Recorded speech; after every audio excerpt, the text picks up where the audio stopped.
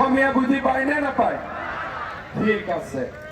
আজি মই তুলিৰাম ৰঙাক কম যে যিমান বাদ পৰি গৈছে সেকেন্ড লিষ্ট এটা মোক 3 দিনৰ ভিতৰত দি দিব লাগে, 3 to 4 ডেজৰ ভিতৰত, যাতে ইলেকশ্যনৰ আগত আমি দি দিব পাৰোঁ। আৰু তাৰ পিছত প্ৰত্যেক বছৰে বছৰে হ'ব। বঢ়িয়া। এতিয়া মই আমাৰ যুৱকসকলৰ কথা ক'ব খুজিছোঁ। আমাৰ অসমত আমি সকলোৱে জানো যে আমাৰ বহুত নিবনুৱা ল'ৰা ছোৱালী আছে, কিন্তু কাউন্সিলতো ইমান চাকৰি নোলাব আৰু আমাৰ অসমতো ইমান চাকৰি নোলাব।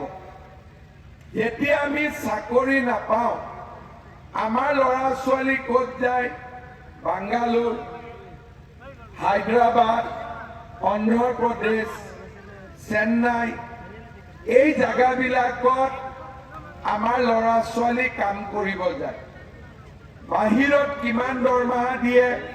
12,000 টকা, 13,000 টকা।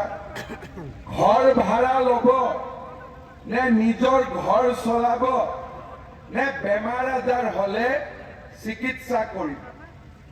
কেইদিনমান আগতে অসমত মই এটা স্কিম ষ্টাৰ্ট কৰিছিলোঁ, তাৰ নাম আছিলে শ্ৰদ্ধাঞ্জলি।